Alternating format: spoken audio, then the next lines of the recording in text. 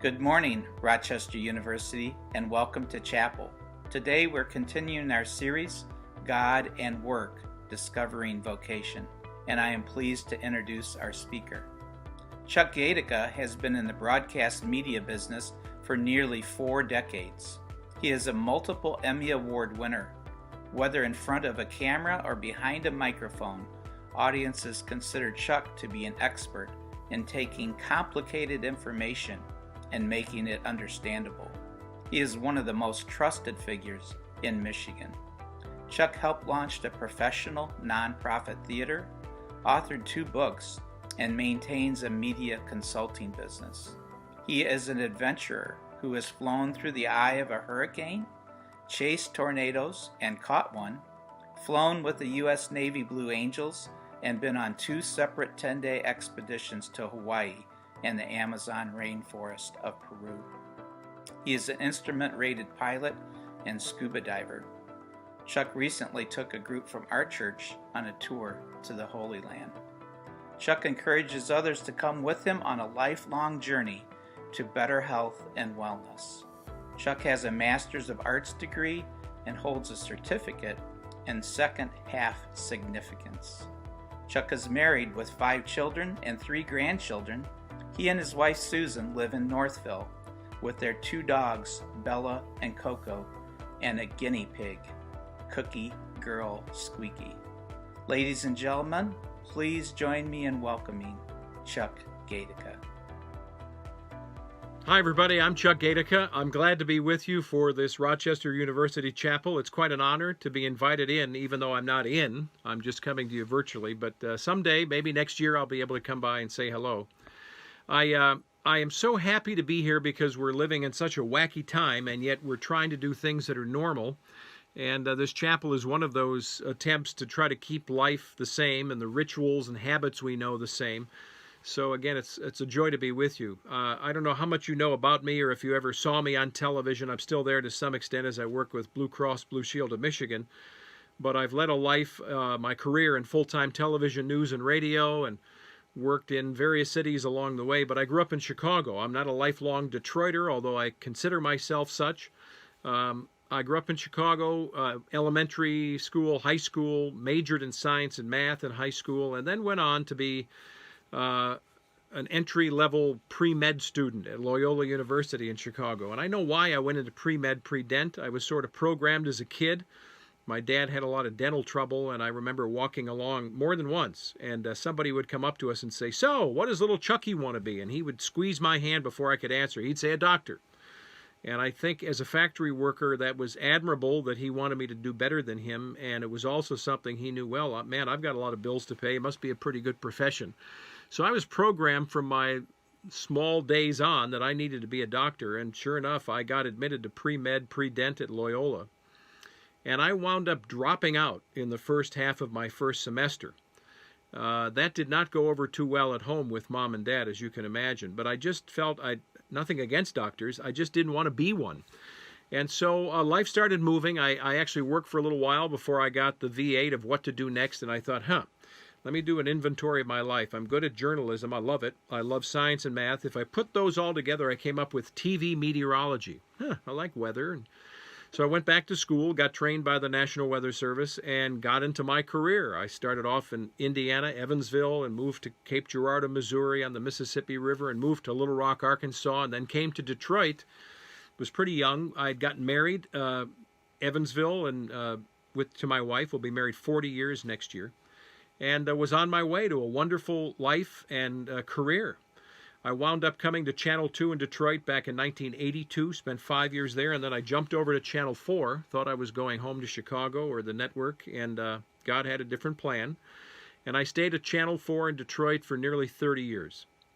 And so I led a wonderful professional life, and along the way had 5 kids and lots of dogs and animals, and it was great. And in this process, I got into my mid-30s to around 40, and I started to feel some angst. I was at the top of my career, or approaching it, and I thought, I don't know why I'm feeling like I'm not doing what I'm supposed to do in life, but I think God was sending me whispers and nudges.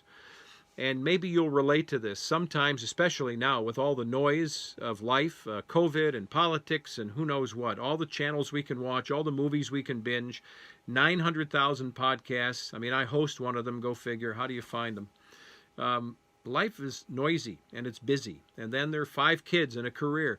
And I wasn't listening through the noise for God. I was praying, but I was sort of praying like request reply to Santa Claus or the Easter Bunny, like, God, this is what I want, let me know when you'll give it to me. And I wasn't really listening to God's input. And if the inputs were coming, these nudges and whispers, some of them can be very subtle, as we see in Scripture, then I thought, well, maybe I'm missing it. And I think I was. So now as I get into my 40s, I realize maybe I need to be a little quieter, maybe I need to listen better, and I start listening, and I read a book called Halftime, Moving Your Life from Success to Significance, and it speaks about the second half of life. Now, at my age, I'm 62. I feel like I'm 42, but the math doesn't work out. I know I'm not getting another half. But yet I feel like God has a plan still for me at this time, and I know God had a plan for me in my 40s, and then as I approach 50, God said to me, why don't you go back to school? And I thought, go back to school? I mean, it was just a nudge. He didn't speak to me audibly. It was just, okay. So I went back for a master's in ministry leadership at age 50, and it took me 4 years part-time out of Grand Rapids Theological University, part of Cornerstone, and I lived in the Holy Land for a month as part of my master's in Jerusalem and Israel and part of Jordan. And I've been back since a couple times, even leading a tour. But God had a plan, and God was moving in my life, and I was still feeling, as I was still employed while I'm going to back to school, that I am supposed to do something for God's kingdom. And so I wound up retiring from full-time TV news and radio in my mid to late 50s. And along the way, I got some other things. I'm a lifelong learner. I became a professional or a private pilot. I became a scuba diver, hobby stuff. And then I got a certificate in second half significance from the Halftime Institute, which is related to this book, which is a Christ-centered book, by the way. And I thought, God, I've got to pray about what do you want me to be? I actually put it in my cell phone every day, and all day, every day. God, what do you want me to be? And I still pray that often, and I ask God, what do you want me to be? Sort of like, put me in, coach, So I left television news, went on staff at a mega church for a while as one of 15 pastors, and learned a lot, and then left that and was not on staff anywhere, and then joined the staff at the church we still attend here in Michigan for about 7 months. And I'm not on staff anymore, and I'm not on staff anywhere at a church, but we're all in ministry every day. You know that. I know I do things for churches, for pastors, and for other people. We're all in ministry every day, and that's a joy. We don't have to be on staff in a church. And I'm still asking God, what do you want me to be? And so God has continued to show me He wants me in a space that is a bit pastoral. It's now turning out to be kind of health and wellness with the work I do with Blue Cross, but I think there's more to that, including our spiritual fitness. And so I continue to work in that space, and I'm not done learning. I'm actually going to be getting God willing, a certificate in as a wellness coach from Mayo Clinic next year. And so on the path I'm on, I guess I won't get my PhD until I'm 90, but that's okay. I keep saying, God, what do you want me to do? And God shows me these ways by giving me peace, comfort, and joy. I can tell that's the Holy Spirit at work, that I get some idea and God gives it to me, and I think, okay, I'm not sure what the end game is, but I'll follow along. So as I look back in my life, a couple things jumped out that I hope I can share with you. One is, it's never too late to be what God wanted you to be. I'm not done. I know God is not done with me. I'm just going to keep retiring until I get it right. And I look back at my life and I realize God has wanted me to be different things at different times, but God's not done, even now, moving in my life, showing me what He wants me to be. I also recognize that being a half-semester dropout of a prestigious university that didn't go over well with my parents is probably something I needed to be. But I remember looking in the mirror and asking myself, well, what a moron. I mean, I'm just a dropout. And I look back now and I realize that no matter where we are in life and our scholastic career, there is no such thing in God's eyes as just a. You're not just a student. I'm not just a retired weatherman. You're never just a gardener or just a garbage man. Or, you know what I mean? we are all created in the image of God. We're all these diamonds in the rough that God is forming with heat and pressure over time in our lives, and He wants us all to be a sparkly diamond at the end. And so I encourage you, don't ever get down or filled with anxiety that you're not understanding God's plan. Turn the noise knob down. Turn the volume down on life and listen when you pray. Sit there and listen a little while to see if God gives you a reply back. And of course, it's in God's time, which can be frustrating if you're type A. But I encourage you just to listen for those inputs, those whispers and nudges from God. I read a book a while back, I think it's called Center Church by Tim Keller, a prolific author. He's now a retired pastor out of New York City. And I think it's in that book where he talks about something analogous to this idea that we're not just something. He said, think of a loaf of bread in modern day.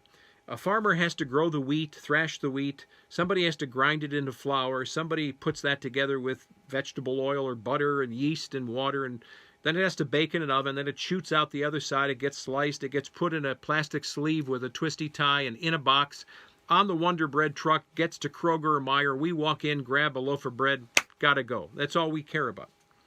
But Keller points out that not one of those cogs in the wheel, not one of those jobs along the way is any less important than anybody else's job along the way, from the guy who owns the grocery store all the way down to the farmer who grows the wheat. And that encourages me, and I hope it encourages you. There are no small parts in life, no matter where you are. So you've got your future ahead of you. I know you may have 5 careers, much less one career like me, just because we live in a gig economy. Be encouraged. God is with us. God is with you. He wants you to be the special person you are. Don't ever get down on what you are or who you are or how you're getting there. And just look to the future. There is a place for you in God's kingdom, every single one of us. God bless you. I hope I can meet you in person sometime. I will be praying for you, and I hope that you will pray for me. Stay well, take care of yourself, and take care of each other. Thanks for this opportunity.